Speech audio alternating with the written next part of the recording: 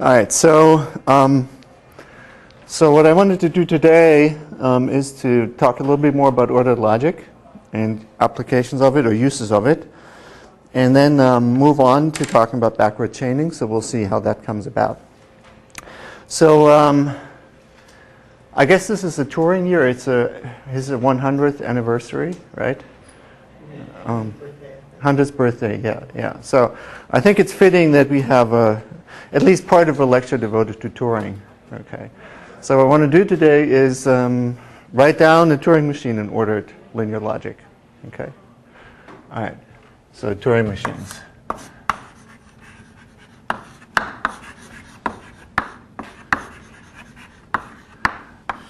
So I actually thought of it only like, whatever, half an hour ago or something like this. So I didn't prepare it, so we'll just have to figure it out. Okay. All right, so what does a Turing machine look like? Well, we have a tape. And on the tapes there are squares, and the squares contain symbols, like zeros and ones maybe, or A's and B's, doesn't matter. And then we have a tape head which can read what's on a particular square, and then move either left or right in order to read the next symbol and then move again. And so the program itself consists just of some transition rules that says something like if you read 0 and you're in some state S, then you either move left or right, or you write. So there's different versions of this. One version is where you always write. So for example, if you just want to move over here and keep this in place, we would write 0 and we would move to the right, say. And we would actually indicate the next state as well. So this might be state S1, then we go to state S2. In state S2, if we read a 1, then we might write a 0 and move to the right and go to state S1. Okay, so that might be a very simple program.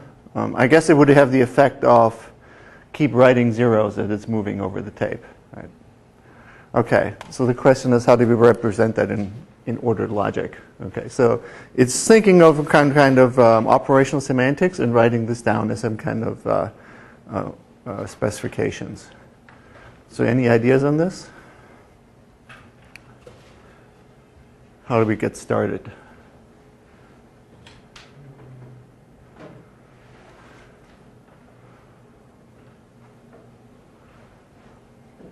So one idea is that we could write a universal machine, or we can write a machine that for every program here becomes a program in ordered linear logic, right? So there's a difference whether the program itself becomes data that you're interpreting, or if the program itself just becomes a program in our encoding. So let's do it in this way, that every program here becomes a program in our encoding. Okay.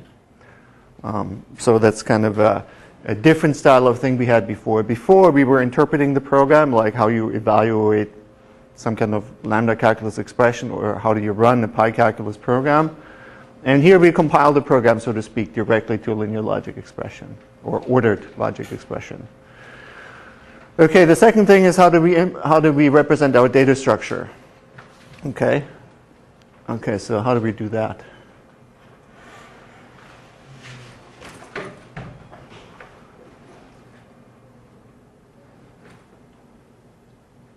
Of course, we want to take advantage of the expressive power that we have. So what do we have in ordered linear logic? A list. A list. We have an ordered, right? Okay. So how do we use that to represent the tape? Yeah? You have an idea? A list of symbols in the ordered context, and then the state in the linear context, and other operation in the unrestricted. Okay. So so we would have something like, so would it like be, in the ordered context, we used omega for this? Omega, delta, and gamma. Yeah, so if you have omega, in this case, there's a small problem which we'll come to in a second, but if you have this thing, you could say it's 0 followed by 1, followed by 0, followed by 1, followed by 0, right? That might be this particular. Is that what you had in mind?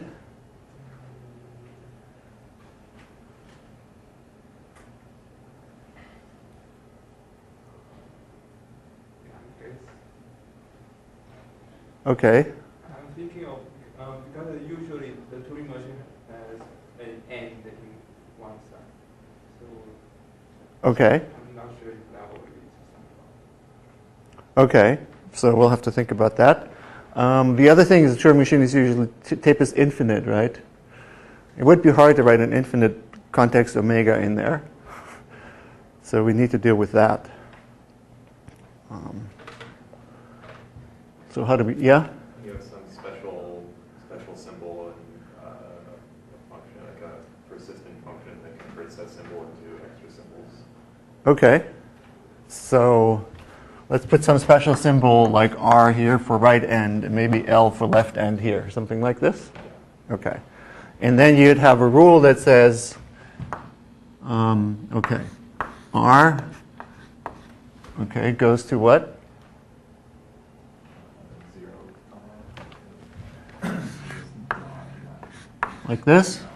Okay, so that would be like, say, a blank symbol would be like a 0. Okay, and what would we do at the left end?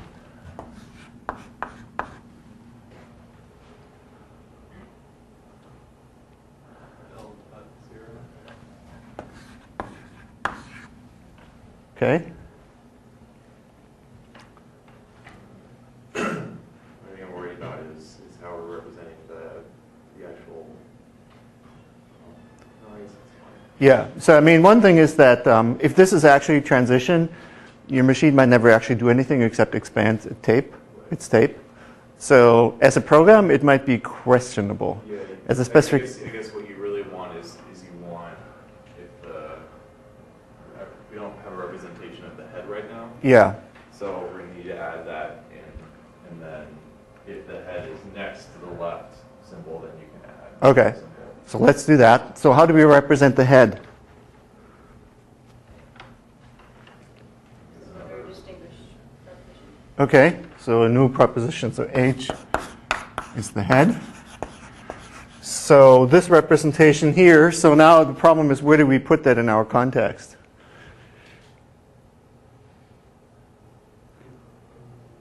So we have to squeeze it in here somewhere, right? Because we can't put it on top of another symbol that's already there, right? We have to put it either to the left or the right of one. Okay, so let's put it to the left of the symbol that it currently reads. Make sense?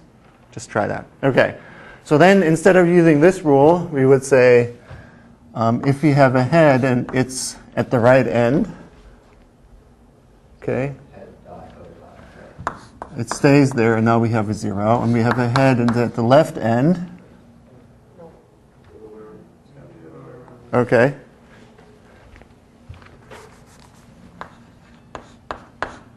Well, okay. That's a little problematic because we're looking to the right for the symbol that we're over. So that doesn't quite seem right, that part. So there's a weird asymmetry in these rules, right? Because we're looking to the right when we're looking at a symbol. Yeah?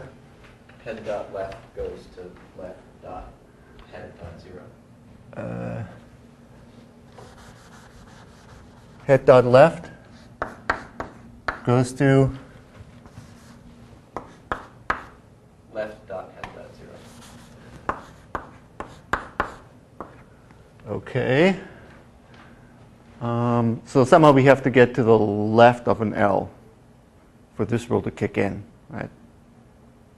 Okay. Okay, so let's put a question mark on these rules and let's see how we do our transitions, right? And then we revisit them. Okay. So how do we do a transition? So, and how do we do states, I guess, is also a question. Okay. So how do we do the state?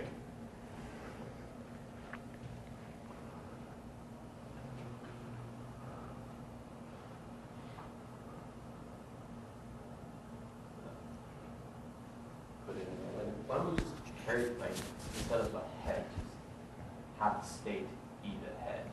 Okay. So it will always have access to it.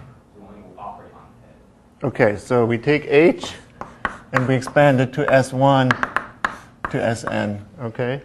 The problem is then how many rules do we need here? Voila. We need a lot of rules there. Okay. Okay, any other ideas? These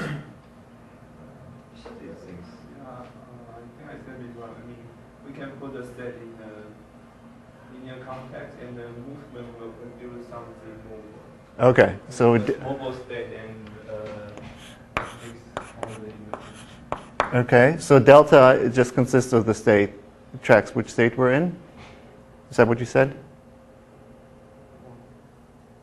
Maybe we need to add other stuff later, right? Okay, for now, let's just do it that way. Okay.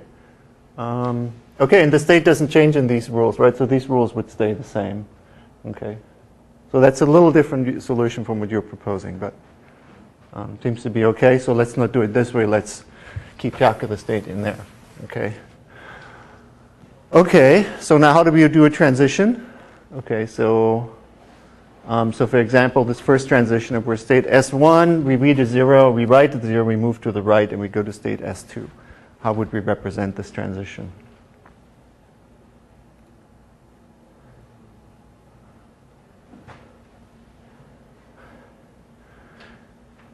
Okay, how would we represent saying we're in state S1?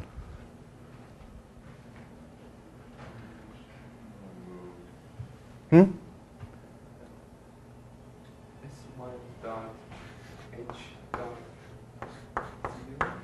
0 Dot what? 0. Okay.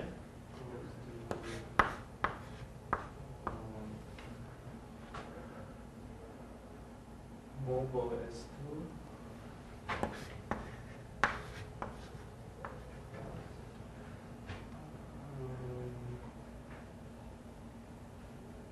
Zero dot head.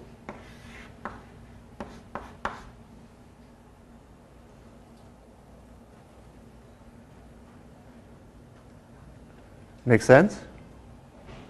Okay, so the only way that we're going to be able to prove this is using some mobile assumption. And then the head looks at 0. We go into state S2, so that's going to end up in delta. Okay, and we move to the right, which means we leave the thing that we write behind. See, this 0 is consumed as part of matching the input of the rule.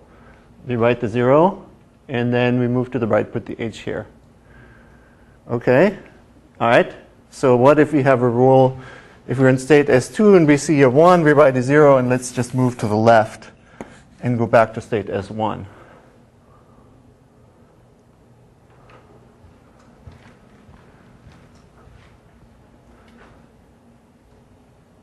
Okay, well, we're in state S2, that's easy. Okay, we see a 1, that's easy.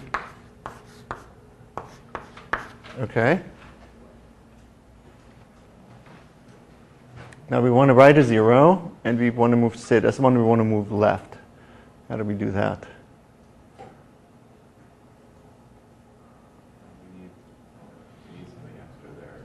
Don't we need some kind of symbol to put the H in front of when we move left.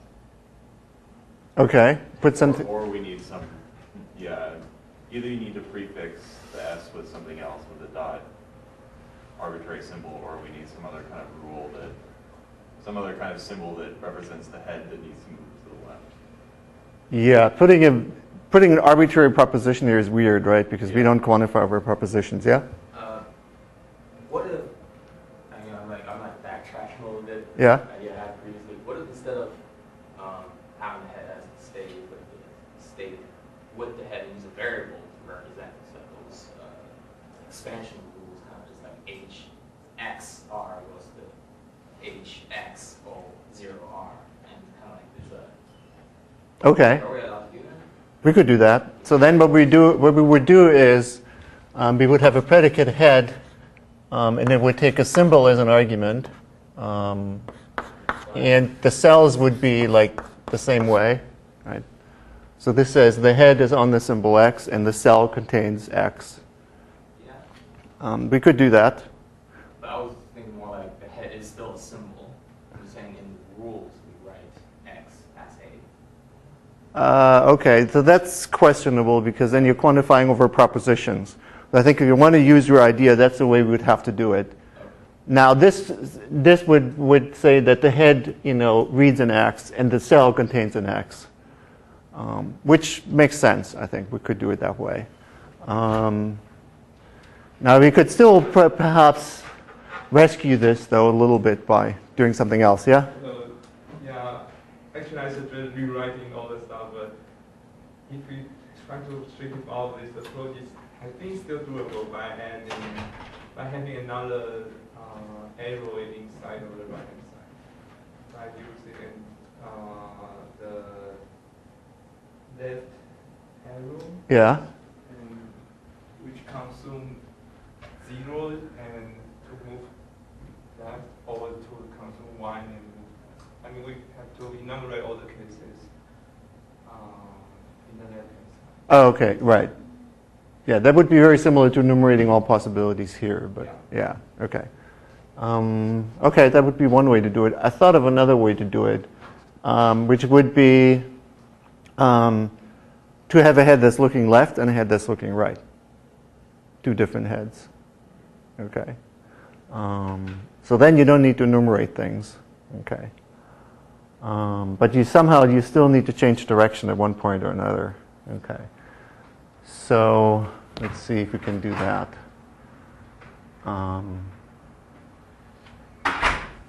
Okay. So what should we do here? So this would be the head looking right, and we have a 0 here. And I guess we could keep it looking right. Okay. So how would we do it now? Looking right. Yeah? Head looking left. 0. Okay. Okay, but now we need a second version of this rule, right? What would that look like? We state S1. Okay. Now that's 2.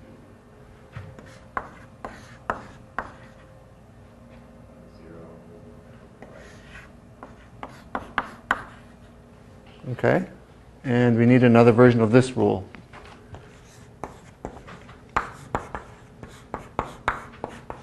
And what does that work? We go to S1 and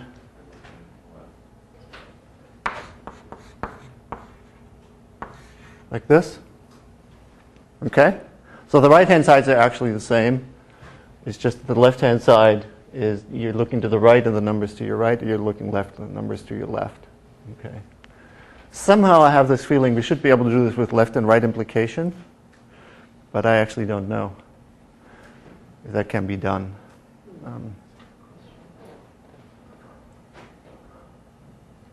Okay, so you get okay, oh wait, we need to get back to the tape expansion rules.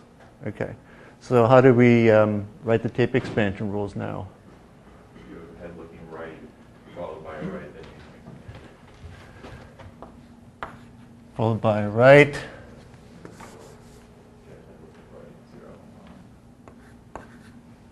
Okay. If you have an L and you have a head looking left,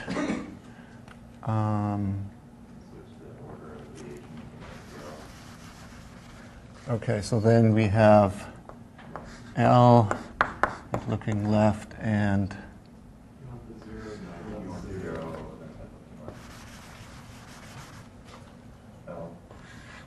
like this. Okay.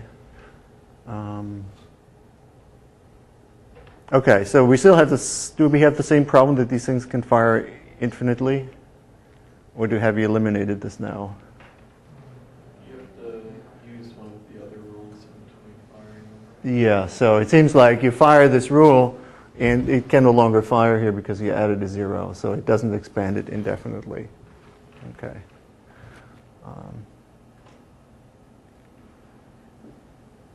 Okay.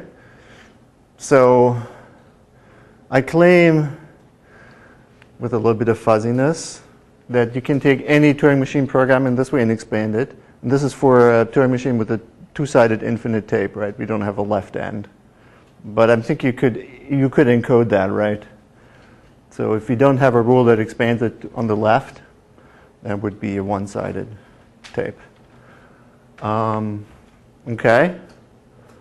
So now we have a proof also, kind of on the board, that ordered linear logic, even the propositional case, is undecidable, right? Oh, yeah? So where do these rules live? Do they live in the persistent context, or the linear context, or what? Okay. And Yeah. if so, why have you used the ordered implication symbol with that? Okay. So 2 questions. First question, these things have to live in gamma, right?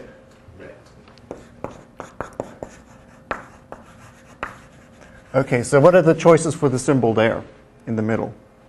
So it could be one of these things, it could be one of these things, it could be this, or it could be some kind of unrestricted implication.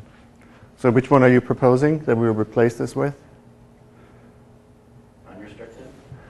Okay. So what's the derived rule for, actually we wrote this like that, right? Like this. So what is a rule for A implies B in ordered logic? Well, let's do it in linear logic first. What's the rule for A implies B in linear logic?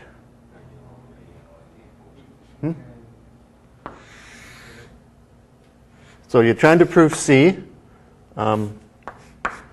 Okay. And obviously we have to prove A, and from B we have to prove C, right? Now we just have to do the rest of the stuff carefully. Okay? So what's the rest of the stuff? What happens with gamma? It gets everywhere, right? What happens with the rest of the context here? It all goes here. And why is it not allowed here?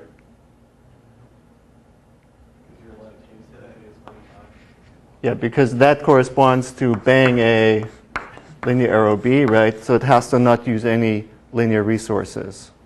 Okay? So if we're in ordered logic and we make this the unrestricted implication here, then we wouldn't be able to use any ordered resources when we prove the antecedent here. Okay. So the reason I ask is because the left rules for the ordered implication, I know, only work on ordered implication symbols that are in the ordered context. And if these things don't live in the ordered context, it doesn't seem right to have the ordered implication symbols. Okay, so what happens is that the focusing rule looks like this. So we have gamma, we have delta, and we have omega, and we're trying to prove C. And one possibility is to take a formula A in gamma. You keep gamma the same, you keep delta the same, and you put it somewhere in the middle of the ordered context. So you have to, and there's a choice where you put it. Okay? Okay. So this is the focus, bang, left rule or something like this. I'm not sure what Rob called it. Okay? Okay. Actually, because I brought it from the other system, that was just called copy. Okay. Okay. So, I've got it. yeah. Okay. So, and then it's a linear implication. So now there's an interesting observation here, though, that I could have used this other implication and it wouldn't have mattered. Okay. In fact, there's a theorem that says if you have something unrestricted, okay, like these rules are, and there's a top-level implication, it doesn't matter if it's right or left implication. Okay. And why is that? It's a right implication. You have to put it just of the left of what you want to use it with. And if it's a right implication, you have to put it, well, if it's a left implication, you have to put it just of the right of what you want to use it with. Okay. And so in either case, you're going to be able to use it, okay, because you have a place for it. So the simple example, just to make this a little more, if you have some context omega L, and somewhere in you have an A, and then you have omega R, and you have a rule that says an unrestricted rule that says from A, I can go to B, okay, so that's unrestricted. Linear context doesn't matter, okay. If this is a right implication, then the way I use it is I have omega L focus on A, right implies B, next to it A, and then omega R, just like this, so that these two can now work together, okay, in this manner. If I have a right implication, a left implication, then I put it on the other side of the formula I want to interact with. I put it over here. Okay. So which form of the two ordered implications I use doesn't matter as long as your rule is unrestricted. Okay. Does that make sense? Okay. Okay, so this is a proof that ordered linear logic, even the propositional case without any quantifiers, okay, is undecidable, right? Because if it were decidable, then we wouldn't be able to solve the halting problem for Turing machines, okay? And you can't solve the halting problem for Turing machines, therefore it has to be undecidable, okay? Now it's a little, but it's only, epsilon harder to show that propositional linear logic is also undecidable, okay, by giving a similar kind of encoding. So, for example, you can take Hilbert's 10th problem on solving Diophantine equations, and because you can have a number of assumptions, because every assumption can be any number of times, you just have to encode things that like add, subtract, multiply numbers as the linear logic programs, and then you can see that it's going to have to be undecidable. Okay, so it's interesting that classical propositional logic is decidable. Does anybody know what the complexity of it is? Classical propositional logic.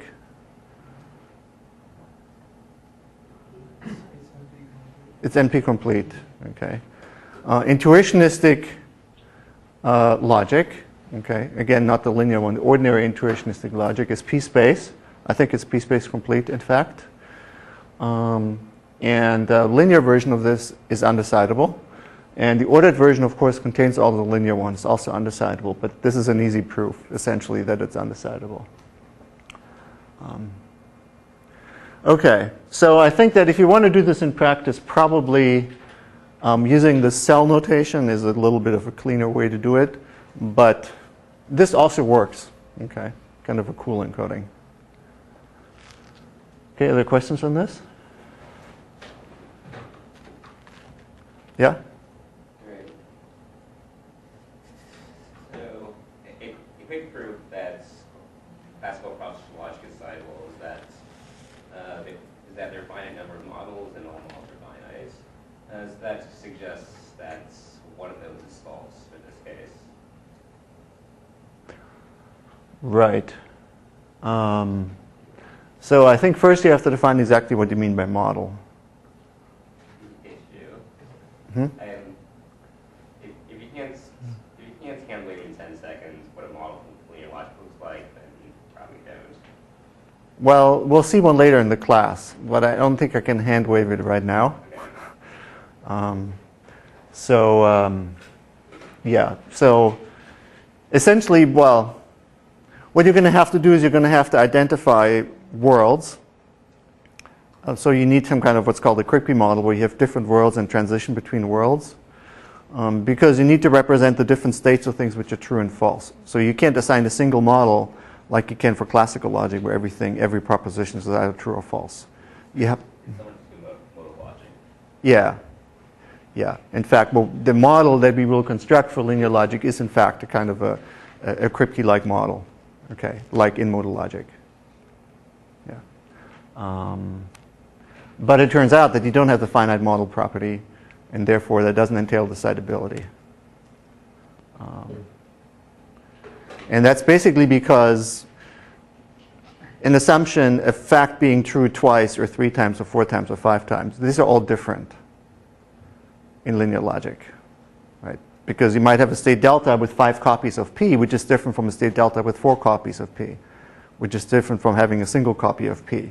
Remember our coin example, right? Like, a nickel and a dime, right, gives you a quarter. Whoops, 2 dimes and a nickel give you a quarter. But it's very important that multiple, dimes are different from having 1 dime, right? So the model needs to reflect that. And that would makes it undecidable. Okay. Okay, are there other questions? Okay, so so let's do a little bit more about with this ordered logic. Okay, but I hope I haven't had a chance to watch Rob's lecture yet. But one of the nice things about it is that all the sort of techniques that we have developed in the course so far, well, they still apply in this context. I mean, all the things that we talked about, how you get a sequence system, how you prove, how you get, focusing version of these things, how you get forward chaining and backward chaining. It's all the same kind of thing. So even though we've used linear logic to develop all of these, they're very, very general principles. And in fact, as far as I know, all sensible logics admit this kind of analysis. Okay. Which is, of course, a circular argument because I call a logic sensible if it admits this kind of argument, right? But what we've really been doing in some senses is proof theory. And proof theory means we study the structure of proofs, and the structure of proofs is essentially very uniform across these different logics, right? Even though you have to be careful in the way that you look at the details. Okay.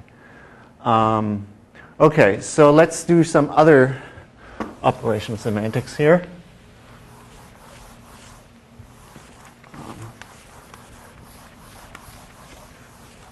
Okay.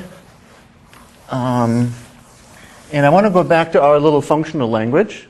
Okay. So at the language of expressions or terms, we had variables, we had applications, and we had lambda abstractions. Okay.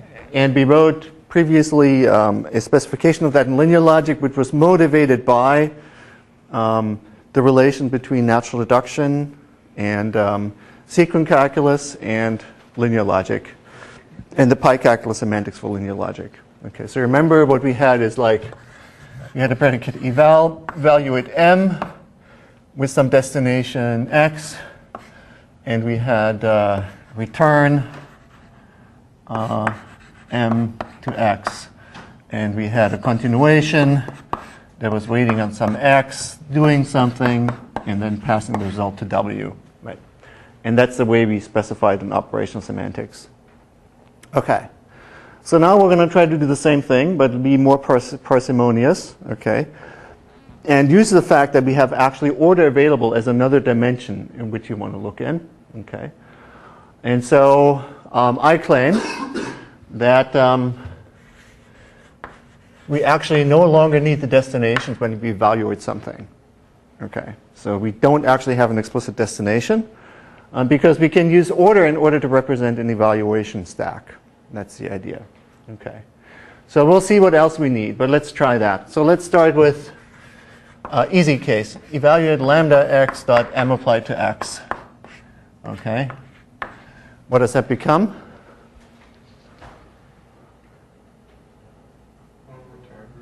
Return. Right. Obviously, we don't need a destination for that if the place where the eval lives gives where its value is supposed to go. Okay. So obviously, the interesting part is when we have an application. Evaluate m applied to n. Okay. So how do we do that?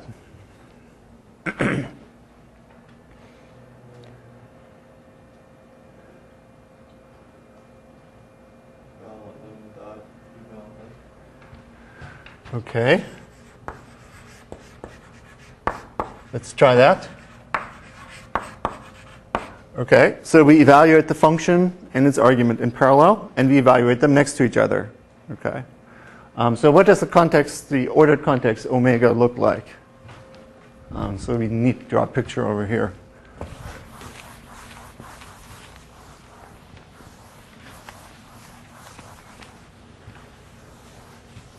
Okay.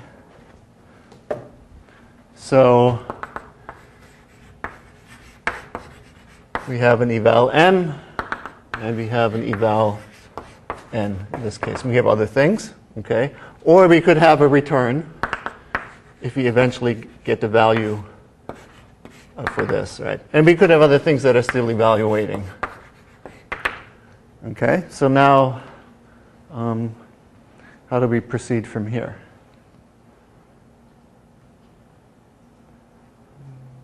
We have a return of lambda and to the right of that, a return of some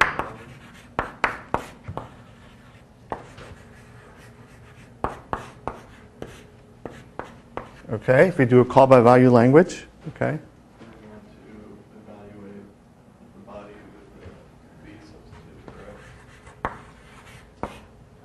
Okay. V for x.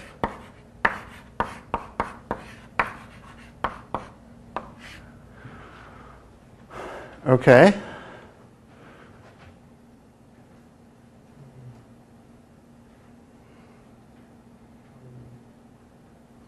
Question? Yep. Actually, I'm a little worried about the current state because the application is not associative. So we like do different stuff from the context, then one of the orders wrong. Okay, excellent point. So the problem here is that if you have m applied to n applied to p, let's say, like this, and if you have m applied to n applied to p like this, then after a couple of steps, it will be eval m followed by eval n followed by eval p. Okay. So it looks like you can communicate with the wrong side, right? So this n could be communicate with this m, and this could communicate with p, right? Because we no longer distinguish. Okay. So somehow we went overboard, right? We got rid of too many things. Okay. So that doesn't quite work. We need to be a little bit more careful. Yeah? So, one of the possible way I think is to mark the end of the damage tree or the thing that is active on the context. Okay. By adding like something like an end in the active policy tree. Okay, we could do that. Why don't we come back to our earlier idea of having continuations? Ian, you should be smiling at this point. Okay. Okay. So that's pretty similar, except that there's some information there. We don't just put a plain marker. Okay. So how about here? So we evaluate m, and then instead of evaluating n in parallel, we have a continuation here. And I'm not giving it any destinations, okay, because I don't want to have destinations here. I'll just say take the result and apply it to n. Okay? Okay, so then instead of having these two returns interact with each other, what would happen? Let's do call by name. Maybe that's a little bit easier. Okay. So call by name means we don't evaluate the argument down to a value. We just continue there. So what would be the next rule?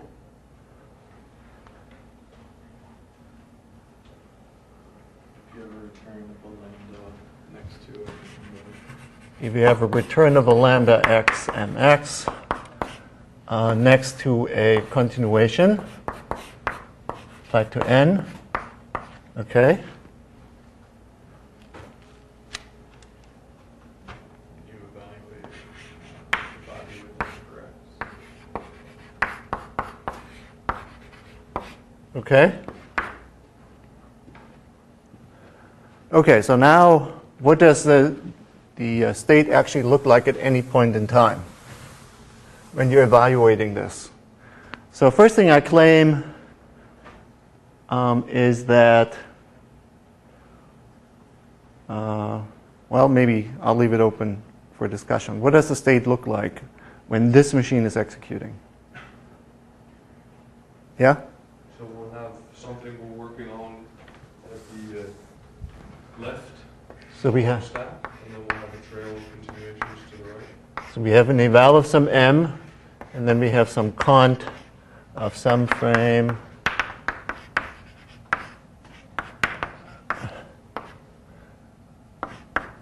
Okay?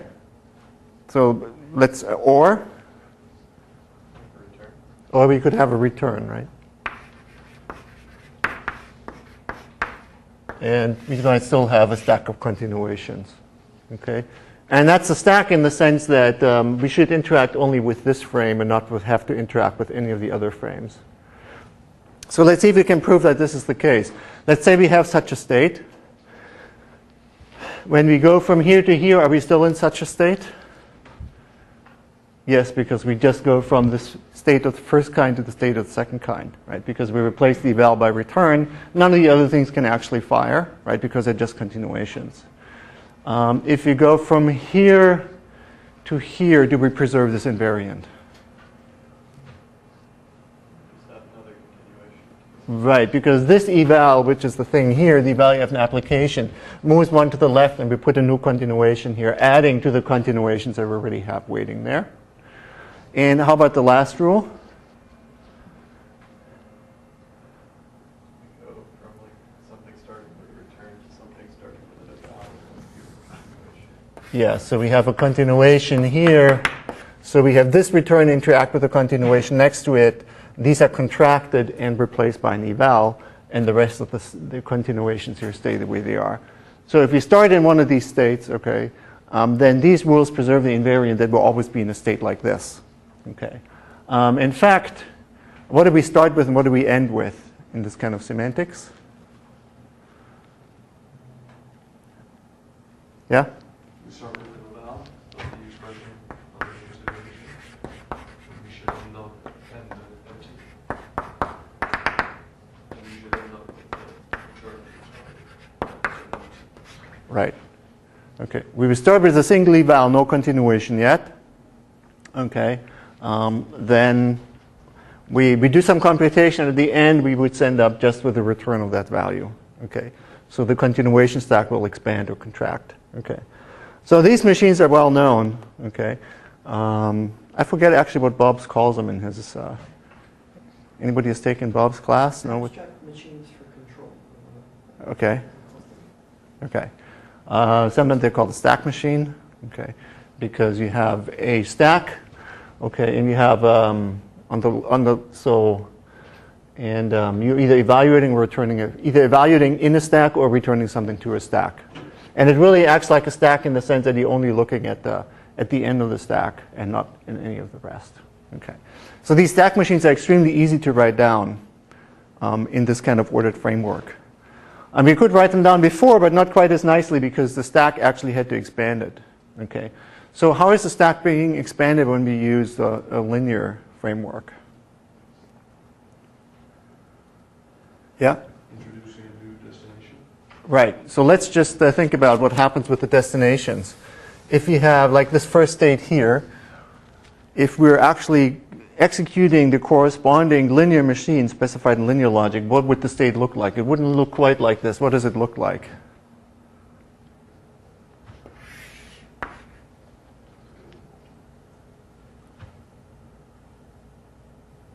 So we evaluate M with some destination D1. Okay, and then what's next?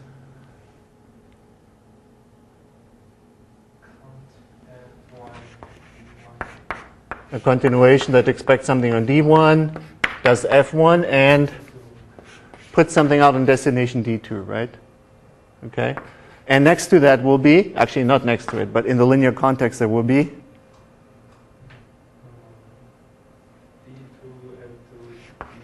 a continuation that expects its value to be passed on D2, does F2 and passes a result to D3. And the last one will be a continuation that Dn does the last frame and puts its result into some initial name D0 because we start out, we evaluate M with some initial destination D0, and that's at the very end of the stack. Okay. So it turns out that if you write this in linear logic with tensor and linear implication, or you write it in ordered logic, that those two will behave exactly the same way. And the difference in the representation is that an ordered state is expanded into this kind of threaded state. Okay. And it turns out that for certain types of programs, in particular forward chaining programs, you can always do this. Okay. So you represent an ordered state by introducing these destinations, okay, that thread together these states, these components, thereby sort of imposing an order, okay, on the linear assumptions. You can move them around now, but they're tied together by these destinations. Okay. So Rob and I actually proved a theorem to that effect, I believe. It doesn't work for all of ordered logic, so you need to make some restrictions for this to be the case. And one of the things I remember is that these better be atomic things. Okay, if you put rules in there, okay, then this translation is no longer obvious. In fact, sometimes doesn't work. Okay, so now here's the thing that we're facing as researchers using these things. Like we have the concurrent logical framework and other implementations that do these forward chaining, that allow you to do these forward chaining programs. The question is, do you want to base it on ordered logic or want to base it on linear logic? Okay, I mean that's the question. Because there's some very nice things you can do in ordered logic, and you saw some of them last time, I think, like the Turing machine or this one or the parsing example, that we can't do quite as easily when we move to the linear logic. Okay, and basically what happens is that if you want to take something like this and do it in linear logic, we have to add these additional destinations into our encoding. Okay. So on the other hand, reasoning about ordered encodings is more complicated, okay, because the logic is more expressive. Okay. So there is some kind of a trade-off. Okay. When we originally designed CLF, we decided that we'll not have order. Okay. So that if you have in mind something like this, you have to write the one with destinations instead. Okay, so you have to do this. You have to go from the order to the linear encoding of the same thing. Okay, okay, let's do a little bit more with this particular encoding. But does that transition make sense here? So, for example, if you want to take the parser that you did in class last time, I assume what kind of a parser was it, Rob? It was just a categorical grammar, so it was just parts of speech. Okay. But it was Alice goes to noun phrase. Yeah. Runs goes to verb. Okay. So if you want to take that from the ordered logic and make it linear, you now know how to do that. Okay. So you can still do it in linear logic, but you have to introduce some additional mechanisms to these destinations. Okay, that tie these things together. Now, for example, the state invariants are more complicated. I should have mentioned this, but if you want to check that such a state actually is a valid state of a machine, okay.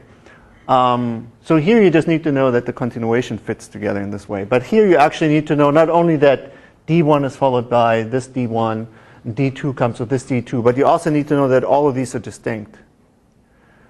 Because if D2 happens to be equal to Dn or something like this, then you have a problem, right? Because a given value could be confused. It could be returned to here, but it's actually gobbled up with some other continuations. So there's actually some sort of condition on this which is not really context-free, which checks that all these destinations are distinct from each other. Okay. Okay.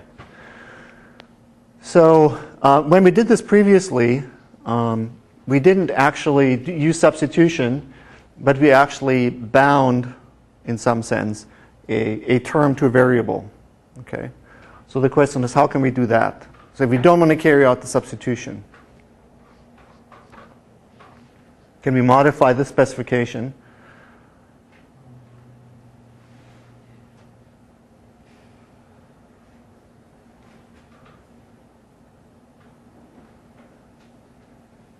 Yeah? Maybe we can create a mobile proposition that kind of delay the substitution. Okay. Okay, let's do some kind of, okay, let's call it, what did we call it before? Return. So we can't use return right now. Because return assumes that it's somewhere in the ordered context and its place actually matters, right? Because when you put it in here, it means something very different. Done. Okay.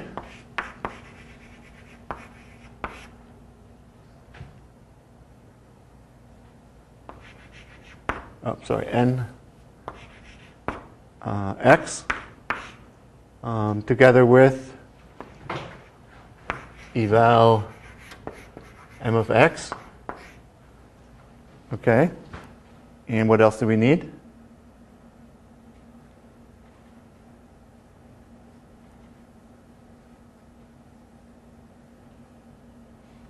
So we need a rule matching when we hit x. Right, but what is x actually here?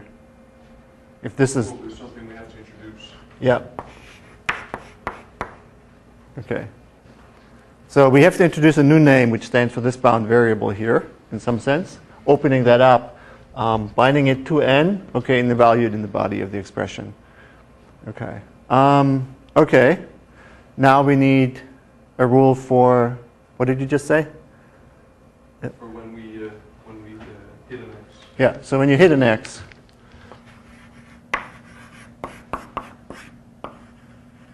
okay,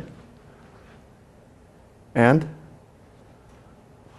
we want the output function is that. okay,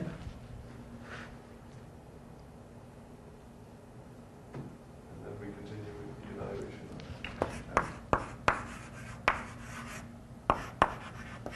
okay, As long as we're using the linear lambda calculus. Yeah. okay. So this lambda calculus here, if that's a linear lambda calculus, okay, we're in good shape, right? So we just don't know when this is going to be used, but it's going to be used linearly. If this is the untyped, the ordinary untyped lambda calculus, where variables can be used multiple times, how do we capture that? Yeah, so in that case, we would just replace this by bang, right? Okay.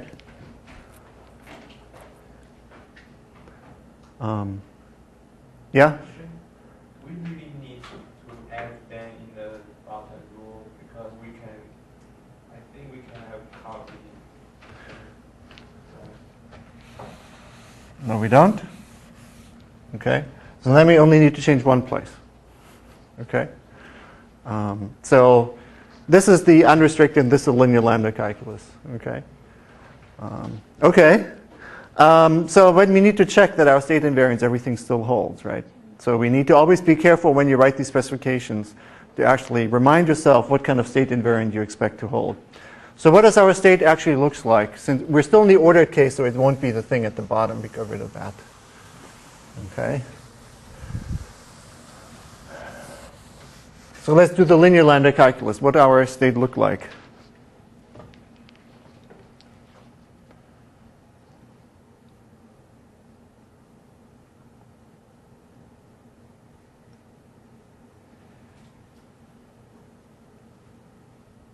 Yeah? So we'll have as before, but then we have things occurring in the linear context. Okay, and what do we have in the linear context? We'll have thugs for free variables.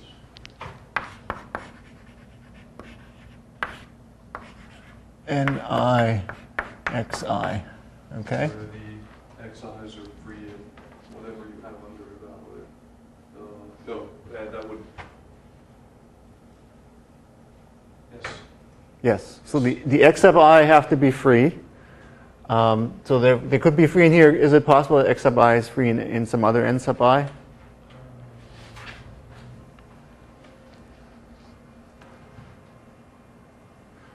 Sure, why not, right? Because when you start and you come to an application, you know, there could be a variable in here, which means that it ends up in here, which means that it ends up in here, which means that it ends up in here. So, yeah, so these variables x sub I, they occur linearly, but in kind of an interesting way, because they may have been other n sub i's or in m's or in the frames and haven't been used yet. Okay. So typing the state is an interesting matter here, but that's what the state will look like. Now let's make sure that the state always continues to look like that, right? You want to make sure that all our rules preserve the invariant that a state looks like. Oh, or this one also is like that. Okay, so the first, so this rule is gone now. So these two rules, they were just like before. They just leave the thunks alone. Nothing happens. Okay, so they don't change that. So these two are the interesting rules to consider. Okay, so let's look at this rule first here. So we take a return together with a cond. We introduce a new thunk and a new eval. So what happens is you have one more thing here, but otherwise we stay in that class of states. Make sense? What about the last one?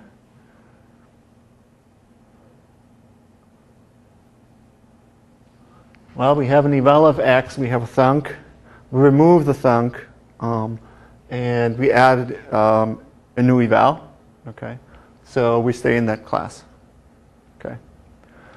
Okay. So if you have an initial state, evaluate m. We take a number of steps. What's our final state look like?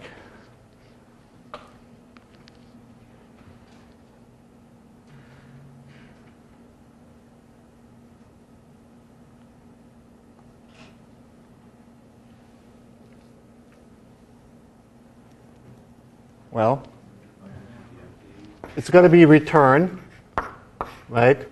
And there's going to be no stack, right? Because we use up all the stack. But do we have some? Is it possible to have some thunks left over? Okay. This is empty because it has to be linear. Okay. Rob's skeptical. Yeah, Favonia is skeptical.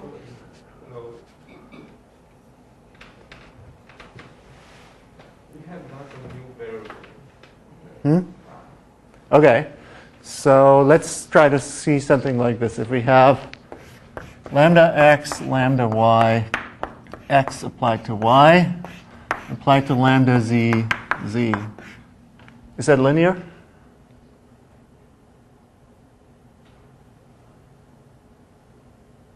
Yeah, this variable is used linearly. This one is linear. Okay, so what is the final state when we evaluate that?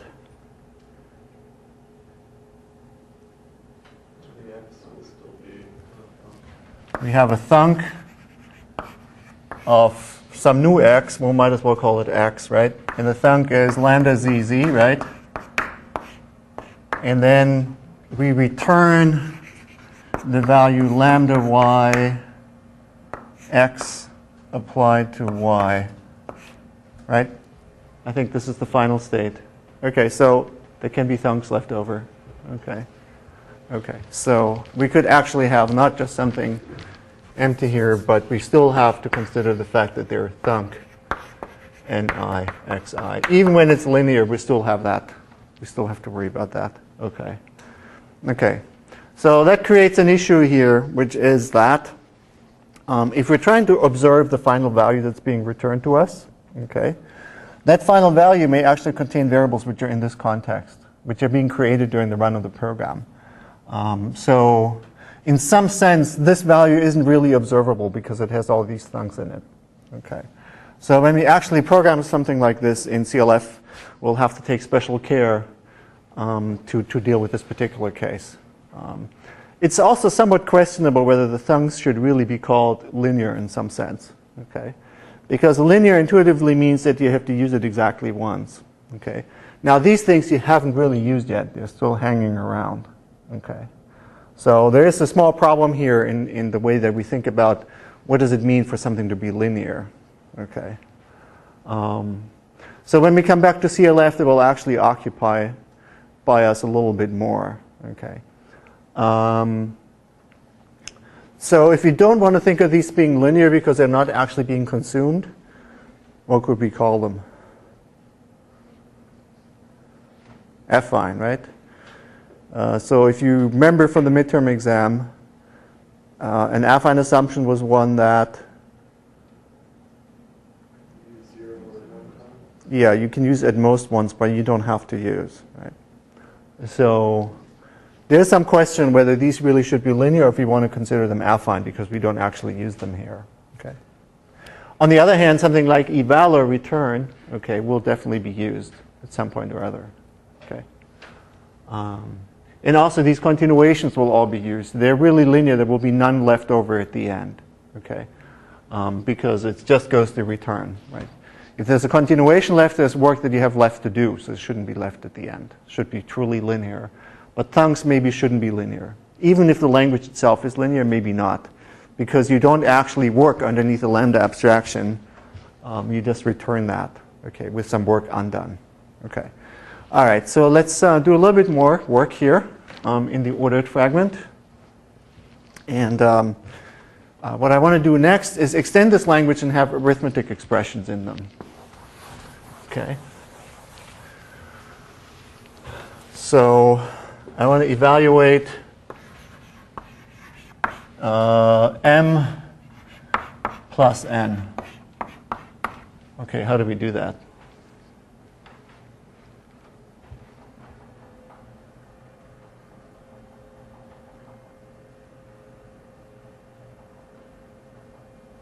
What order do you want? Can we do them in parallel?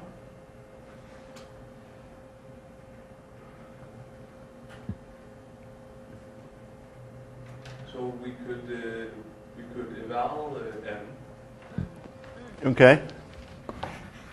and then we could pair that. So with dot, eval m dot, and then the parentheses. And then we could have a left implication. Taking a return. And that would have to be a number. Okay. Let me write v for value, even though we know it's a number. No, but we're still gonna. No, I don't know how to join those two. Okay. Okay. So So maybe an explicit count. maybe doing them in sequence might be better than doing them in parallel. But maybe it's okay because plus is associative. I'm not sure. Okay. Let's do it one thing at a time. So we have a cont which wants the result and add n to it, right? Okay? So if we have a return of a value v and we have a continuation that wants to add it to n, then what do we do? We evaluate n, and we have a continuation that wants to v plus whatever comes back. And when we have a return of w and a continuation that wants to take v plus something, okay, what do we do then?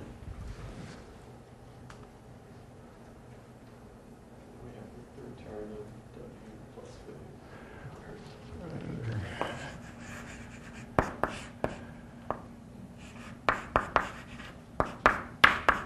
Okay, so we want to return v plus w.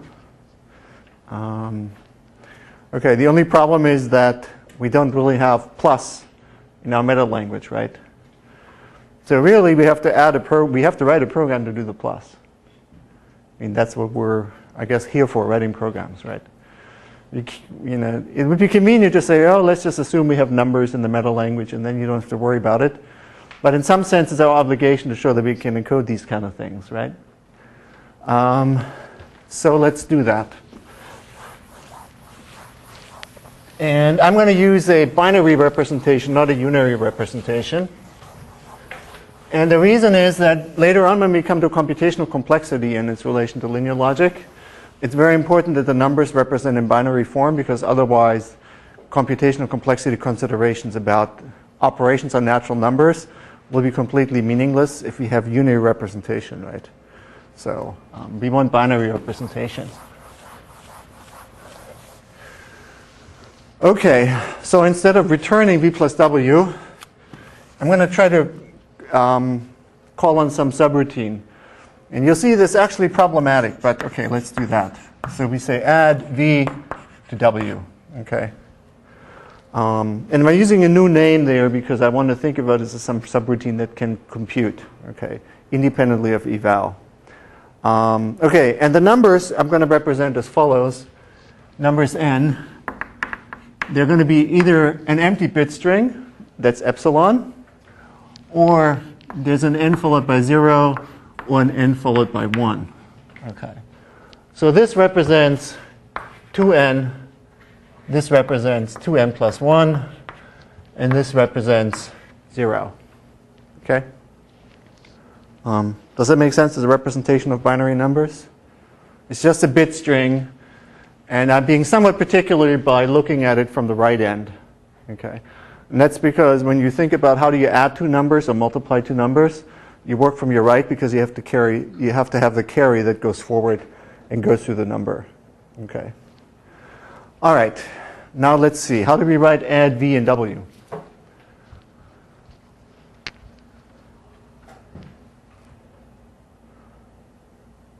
It's just a very simple programming exercise. So how do we do it? Okay. If both are empty, then if both are real, then it becomes return. Okay. I like your thinking. The obvious case first, right? And if one of them is epsilon, then the other. Epsilon and 0 goes through return.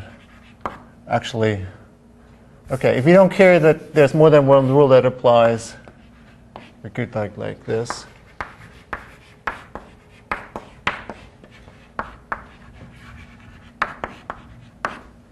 Okay. Yeah. Why have epsilon and root is right 0 there?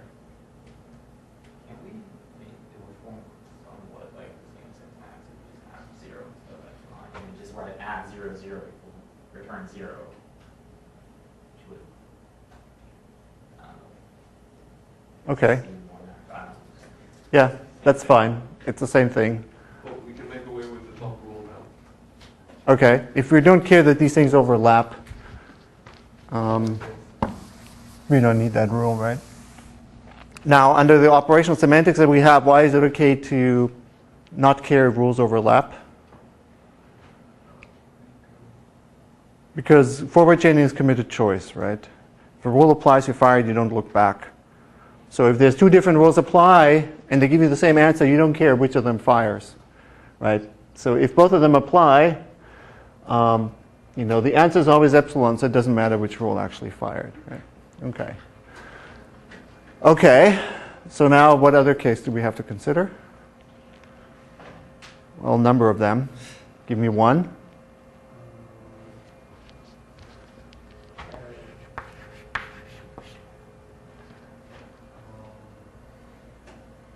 Okay, I'll give it to you. N0, K0. Okay, how do we add two numbers if the lowest bit is 0 in both of them? Yeah? Return. Add n k and 0. Right, so we have add n and k. And then we have to add 0 at the end. How do we do that? Do we have that kind of continuation? Yes? So we have to add those two and then add a 0 at the end. And so if you have a return of a value v and the continuation says to add a 0 at the end, then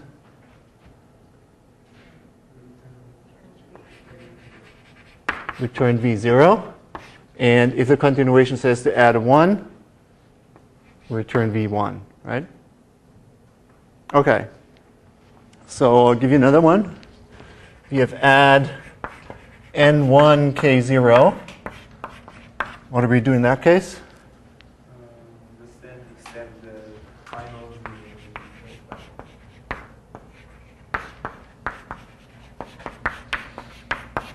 Okay.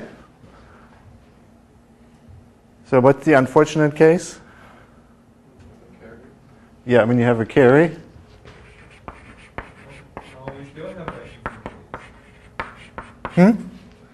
That is N0 and K1. That's right. So I'm not going to bother writing that. But, or I can write it like this. If this is 0 and this is 1, the rest of the rule stays the same. Okay. If both of them are 1, And K, and we can take one more, which is whole plus 1 more. I'm not sure if we have others. okay. And then append 0 again. Okay. So now we just have to find this, what this increment means, right? Take the result and increment it. So how do we increment epsilon? So how do we do that?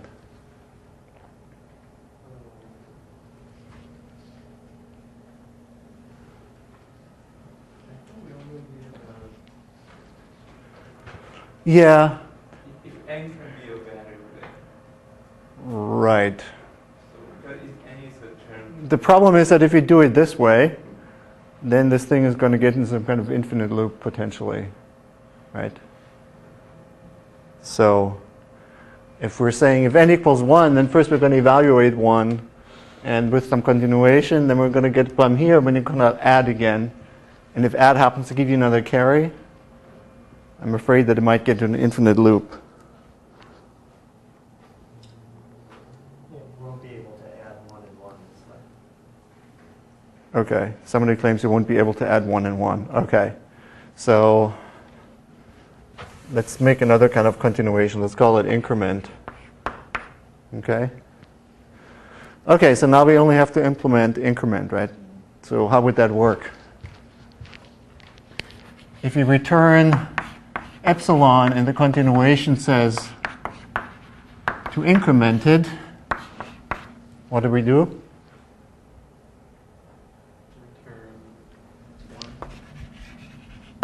Return 1. If you want to be precise, we would write it like that. That's the only reason I didn't use 0, because then I would have to write epsilon 0 in certain cases, just to not be confusing. Okay? And if you return n followed by 0, and the continuation says to incremented, what do we do? We return n1, right? And if you return n1 and the continuation says to incremented, then what do we do?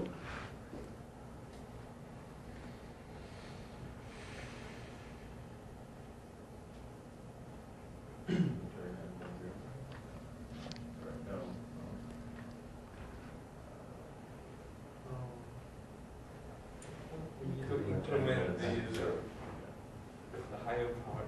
Yeah. Okay. So we increment the higher part. How do we do that?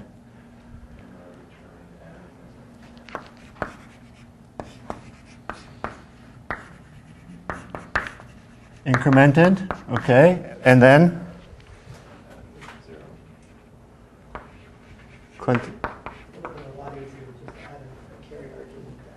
Yep. So another way you could have done it, we could realize our add isn't general enough. There should be one more argument, which is a bit 0, 1. And then we've had 8 cases for that. Okay. But we can also do it like this. Okay. So now you have a remark or? Well, this is a minor point. Yeah. Because I think we can do, actually we can do 1 plus 1. And I believe that we won't have the non-combination problem. Okay.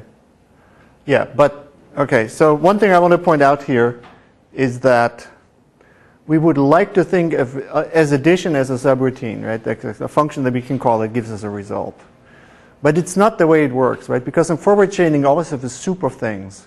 You know, all the linear context, the ordered context, and you can apply any rule anywhere at any time, right?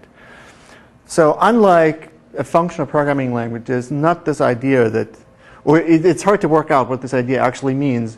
You know, call this as a subroutine, right? And then later continue with the rest of the program. this machine actually makes explicit steps for every bit that has to be added, for every increment that has to take place. It actually performs these operations as explicit steps. We can't package it up into something that's being called and then returns. And that's actually a problem if you want to reason about your program. Because the nice thing about a function that you call and gives you back a result, you can state what its properties are. You say, I assume that the input satisfies a certain requirements and the output will satisfy certain requirements. And then you don't even need to see its implementation. This program on the board, if you take the lambda calculus and you add it, you know, and you do a simple thing like adding numbers and addition. Okay. Now suddenly it's not really clear how to reason about your program compositionally, because at a certain point you come to add, and but all the other rules kind of still apply. It doesn't separate nicely into some properties of a function that you call. Okay. Okay. So Rob and I have been thinking quite a bit about that particular problem in how you control in forward chaining. There's still such a notion as a subroutine, something that can completely separately be executed, and then you can reason about completely separately from the rest of your program. But it's not an easy thing. But I might get to a point later in the course. I might actually get to that. Another one thing can do is you can switch from forward chaining to backward chaining, okay? And you can write this last rule over here, this way. So instead of writing it like this, you would write, if we return W to a continuation that wants to add it to V, and plus of V and W gives you Z, then we return Z. Okay, so we rewrite the rule like this. And remember, in forward chaining, all the atoms are positive. This is positive, this is positive, this is positive. In order to get the right behavior of this, what we decree is that plus is actually negative. Okay. And what this basically means is that return has to be in the context. Cont has to be in the context, so you can fire the rule. These things have to be there, right? But plus doesn't have to be there because it's negative, and we'll work that out next time. What it means is prove this side computation. Prove that V plus W gives you some Z. And then we can use the Z over here and add that to the context. Okay. So we can now actually have side computation that give us particular values, like giving us a Z here, and use the output in our forward chaining computation. Okay. And the interesting thing is that it's just a difference of polarity. Okay. So plus, because it's positive, has to be in the context for this rule to fire. Minus doesn't have to be in the context, but we just have to start a new engine to prove that this is the case. And once we prove it, we continue with our forward chaining. Okay. So that way we can neatly separate out the forward chaining part from a part that does some separate side computation, like adding two numbers. Okay. So so we'll actually continue to do that next time. So we'll go back and look at the negatives and see what kind of computational model they suggest when you look at the rules, when you look at focusing. And then we'll write a program for plus, and we'll see how that works out correctly in this particular case. Okay. Okay. More questions? All right, then I'll see you next week.